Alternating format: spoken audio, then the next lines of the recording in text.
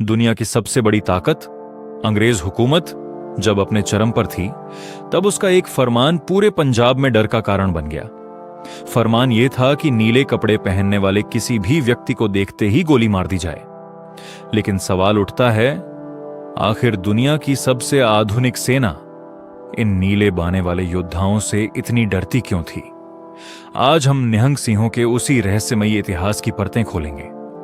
यह कहानी है उन जंगलों के राजाओं की जिन्होंने मौत को मजाक बना दिया, जिन्होंने अपने बचाव के लिए गुप्त भाषाएं बनाई और सबसे कठिन हालात में भी सिख धर्म की पहचान को बचाए रखा। निहंग परंपरा की शुरुआत। निहंग सिंह सिर्फ एक सैनिक दल नहीं थे, यह एक ऐसी स्वतंत्र विचारधारा थी जिसे किसी भी कानून या हथियार से मिटाना लगभग असंभव था। इस विचारधारा की जड़ें बहुत गहरी थीं।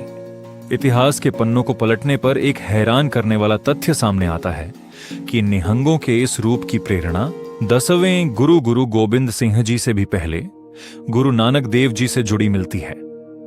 इतिहासकार ज्ञानी ज्ञान सिंह के अनुसार जब सन 1507 में गुरु नानक देव जी ढाका पहुंचे थे तो उनका स्वरूप अलग था। उनके हाथ में भाला था, उन्होंने नीला चोला और कमरकस्सा पहना हुआ था। ढाका में स्थित गुरुद्वारा बरछा साहिब आज भी इस बात की गवाही देता है कि खालसा के जिस नीले और शस्त्रधारी रूप को बाद में देखा गया, उसकी नींव पहले गुरु ने ही रख दी थी। गुरु हरगोबिंद साहिब और मीरी पीरी समय के साथ यह विचार और मजबूत होता गया। छठे गुरु हरगोबिंद साहिब के समय में मीरी और पीरी का सिद्धांत सामने आया। उन्होंने सिखों को शस्त्र धारण करने का आदेश दिया और अकाली बाना प्रदान किया। यही वह समय था जब सिख सिर्फ आध्यात्मिक ही नहीं बल्कि योद्धा भी बने। बाद में सन 1734 में दो दल बने, बुजुर्ग और अनुभवी योद्धाओं का बूढ़ा दल, युवा और उत्साही सैनिकों का तरना दल। खालसा की स्थापना सन 1699 की वैसाखी को गुरु गोबिंद सिंह जी ने खालसा पंथ की स्थापना की। उन्होंने खालसा को युद्ध कला में निपुण बनाया और 3 नाम दिए, सिंह, निहंग, भुजंग। इन नामों के पीछे भी गहरा अर्थ था। फारसी भाषा में निहंग का अर्थ मगरमच्छ होता है जो पानी का अजेय योद्धा है। संस्कृत में भुजंग का अर्थ सांप धरती का राजा और सिंह जंगल का राजा। जब ये तीनों शब्द एक साथ आते हैं तो यह एक ऐसे योद्धा का प्रतीक बन जाते हैं जो पानी, धरती और जंगल हर जगह अजेय है। निहंगों का नीला बाना। निहंगों का नीला बाना सिर्फ कपड़ों का रंग नहीं है, नीला रंग है आसमान का, गहरे समुद्र का। ये इस बात का प्रतीक है कि जैसे आसमान का कोई अंत नहीं, वैसे ही अकाल पुरख की शक्ति और खालसा के विश्वास का भी कोई अंत नहीं। दमाला और फरे की परंपरा सन 1703 में आनंदपुर साहिब की एक घटना इस परंपरा से जुड़ी है। युद्ध के दौरान भाई मान सिंह खालसा का निशान साहिब लेकर लड़ रहे थे, लेकिन अचानक दुश्मन की गोली लगने से वे गिर पड़े और निशान साहिब भी जमीन पर गिर गया। युद्ध में झंडे का गिरना हार का संकेत माना जाता है। तभी गुरु गोबिंद सिंह जी ने अपनी पगड़ी से कपड़ा फाड़कर फरा बनाया और उसे अपने सिर पर सजा लिया। यह संदेश था, खालसा का निशान कभी झुकेगा नहीं, क्योंकि अब हर सिख के सिर पर वह निशान होगा। उसी समय बाकी योद्धाओं ने भी अपने सिर पर फरे सजाए। निहंगों में अक्सर 96 करोड़ का उल्लेख मिलता है। पहली नजर में लगता है कि यह खालसा की भविष्य की सेना की संख्या है, लेकिन इसके पीछे एक आध्यात्मिक गणित है। यदि कोई व्यक्ति पूरे वर्ष के 12 महीनों में गुरमत के 8 गुणों का अभ्यास करे, 12 गुणा 8 बराबर 96, और यदि यह साधना पूरी उम्र 100 वर्ष चले, 96 गुणा 100 बराबर 9600। खालसा परंपरा में 1 को लाख के बराबर माना जाता है।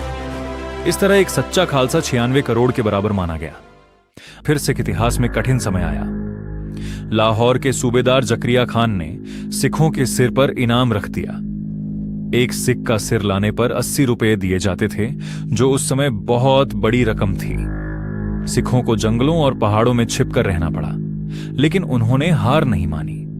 कठिन हालात में निहंगों ने एक खास भाषा विकसित की। उदाहरण के लिए अंधे व्यक्ति को सुजाखा कहा जाता, सूखे चनों को बादाम और गधे को थानेदार।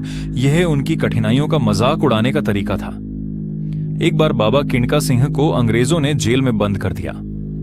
उन्हें कोल्हू से एक मन सरसों का तेल निकालने की सजा दी गई। उन्होंने मेहनत करके तेल निकाला और फिर सबके सामने पूरा तेल पी गए। जब अंग्रेज अफसर ने पूछा तेल कहाँ है, तो उन्होंने मुस्कुराकर कहा, जितना निकला था हम छक गए। सन 1849 की चिलियांवाला की लड़ाई ब्रिटिश इतिहास की सबसे खून खराबे वाली लड़ाइयों में से एक थी। निहंग सिंहों ने बिना अपनी जान की परवाह किए सीधे अंग्रेजों की तोपों पर हमला कर दिया। उस युद्ध में 23 अंग्रेज अफसर मारे गए, लगभग 3000 सैनिक मारे गए, हजारों घायल हुए। इस घटना ने लंदन तक ब्रिटिश संसद को हिला दिया। अंग्रेजों का डर ब्रिटिश अधिकारी कर्नल स्टैनबैक ने अपनी डायरी में लिखा, इन निहंगों को डराना, समझाना या काबू करना नामुमकिन है। ये मौत से नहीं डरते। यही कारण था कि अंग्रेजों ने आदेश दिया, जो भी नीले बाने में दिखाई दे उसे गोली मार दी जाए। लेकिन निहंगों ने अपनी पहचान छोड़ने से बेहतर मौत को स्वीकार किया। निहंग सिर्फ योद्धा ही नहीं थे, वे महान विद्वान भी थे। जैसे बाबा दीप सिंह जी ने गुरु ग्रंथ साहिब की कई बीढ़ें अपने हाथों से लिखी। बाबा रतन सिंह भंगू ने पंथ प्रकाश ग्रंथ लिखा। आज जब छोटी छोटी परेशानियों से लोग टूट जाते हैं, तो जंगलों में रहकर भी हमेशा चढ़ती कला में रहने वाला यह इतिहास हमें बहुत कुछ सिखाता है।